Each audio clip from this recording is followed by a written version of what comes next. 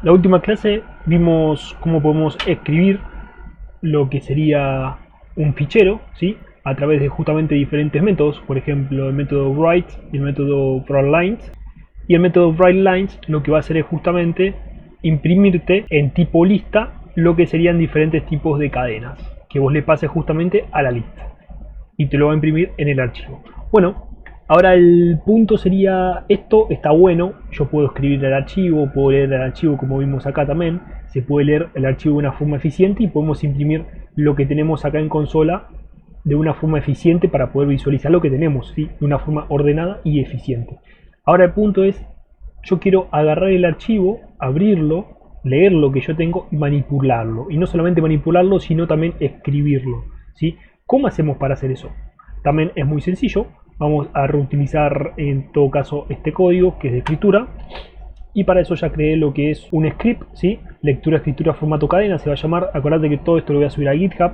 Después lo puedes descargar directamente de ahí. Y vamos a, siempre y cuando, y vamos a en este caso abrir lo que es nuestro archivo, ¿sí? Archivo 02. Es este que tenemos acá. Vamos en este caso a abrir otro archivo, este que tiene formato tipo peso. Vamos a colocar el archivo sin más, ¿sí? Y acá hay una particularidad, vos podés trabajarlo con W+, que quiere decir que justamente vas a poder abrirlo tipo lectura y escritura, o podés trabajar con R+. Eso quiere decir que también le vas a dar los permisos de lectura y escritura. Yo te recomendaría este. ¿Por qué te recomendaría este? Porque en caso de que el archivo no exista, te va a saltar un error acá en consola, ¿sí? Una exception. En todo caso, que vos manejes W, que es write, le des los permisos de escritura con más privilegios, lo que va a hacer es, si no tenés el archivo, creártelo. Entonces eso es lo que no queremos nosotros, porque en caso de que no esté el archivo no lo queremos crear. Es porque algo está mal, ¿sí? Dentro de nuestro path. Entonces vamos a trabajar en este caso con lo que sería read, ¿sí? Con los privilegios. Bueno, en este caso lo que hacemos es abrir el archivo. Si le damos enter no deberíamos tener problema. Surgió un problemita en este caso porque necesitamos sí o sí trabajar lo que es el archivo. Para eso lo que voy a hacer es cortarlo, ejecutar nuevamente y volver a pegar esto, ¿sí? Porque necesitamos escribir algo dentro del archivo, lógicamente, porque no es solamente lectura, es lectura y escritura. Así que lo que podríamos hacer en este caso, leer nuestro archivo como venimos leyendo de las formas anteriores, ¿sí?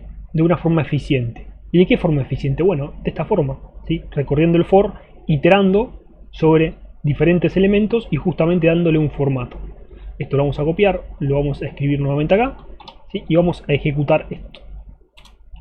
Y ahí vemos que tenemos nuestro contenido del archivo, ¿sí? ¿Estamos de acuerdo? Bien, perfecto. Ahora lo que nosotros queremos hacer es justamente utilizar algún tipo de manipulación de cadenas para darle diferentes formatos dentro de nuestros caracteres. Fíjate que nosotros leemos el formato solamente para lo que sería la salida de nuestra consola, pero queremos darle el formato interno de los caracteres. Como por ejemplo cambiar lo que es el signo. En vez de que sea signo peso, ¿sí? Fíjate acá, en vez de que sea signo peso, que sea signo dólar. ¿Y cómo hacemos eso? Bueno, utilizamos un tipo de método, se llama el método replace, que el método replace lo que va a hacer es cambiar diferentes cadenas de caracteres. Entonces para esto podríamos trabajarlo debajo de lo que sería nuestro formato de salida en consola. Entonces podríamos colocar lo que es nuestra variable línea por línea, estamos trabajando sobre esta variable, y a esta variable le vamos a pasar la misma variable para poder cambiar justamente esta cantidad de caracteres, para poder cambiar justamente estos caracteres. Entonces a esto le pasamos el método .replace, ¿sí? Replace, y entre paréntesis lo que sería el carácter que vamos a cambiar. ¿Cuál es el carácter que a nosotros nos interesa? Bueno, el signo peso. ¿Y a qué lo queremos cambiar? Bueno, al signo dólar. Use. Entonces, si esto lo ejecutamos nuevamente, no se nos mostró, ¿sí? Justamente porque esto tiene que estar antes del print. Porque si no, no lo vamos a ver en pantalla. Se produce lo que es el cambio, pero no lo vemos en pantalla. Así que esto lo ejecutamos nuevamente. Ahí vemos que se produjo el cambio en dólar. Esto lo podemos modificar un poco, le podemos dar un espacio acá, lo ejecutamos nuevamente y tendremos un formato un poco más visible, ¿sí? Perfecto. Ahora el problema está acá, estamos haciendo el cambio, ¿sí? Estamos generando lo que es el cambio, pero el cambio se realiza en consola. Yo quiero que el cambio se produzca en el archivo, yo quiero tener un archivo diferente a este. En vez de este archivo tenerlo en pesos, por ejemplo, tenerlo en dólares, ¿sí? Y lo que vamos a hacer es una sobreescritura del archivo, ¿sí? Pero no vamos a sobreescribir los datos que tenemos. O sea, vamos a agregar los mismos datos, pero con un formato distinto. Vamos a agregar todos estos datos con un formato distinto. Para eso tendríamos que crear una lista, ¿sí? Fuera de nuestro for, para que por cada iteración que se realiza en el for, guardarlo en la lista, ¿sí? Es muy sencillo. Esto es manejo de listas, ¿sí? Python básico. Entonces vamos a crear, por ejemplo, nueva lista, el nombre que le doy yo, nueva lista, y esto va a ser igual a una lista vacía. ¿Por qué?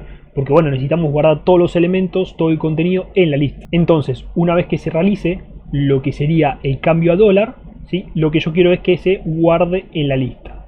Lo podríamos poner después del print, es indiferente, ¿sí? En este caso podríamos colocar nueva lista, punto, append, que es el método justamente de almacenamiento, ¿sí? De listas. Acordate que una lista está definida, ¿sí? Se maneja lo que es tipo LIFO, se maneja tipo una estructura de LIFO, que es por ejemplo el último en entrar va a ser el primero en salir, last in, first out, ¿sí? Fíjate después por internet y cómo funciona toda la parte de la lista. Esto es muy sencillo. Entonces, cuando lo agregamos a la lista, entonces tenemos que pasarle entre el argumento, entre sus parámetros, qué es lo que vamos a agregar a la lista. Y lo que vamos a agregar a la lista es justamente la variable línea por línea. Entonces por cada iteración se va agregando un elemento a lo que sería nuestra lista. Fíjate cómo está el archivo .txt, que tiene en este caso los formatos pesos, y si nosotros lo agregamos en formato dólares,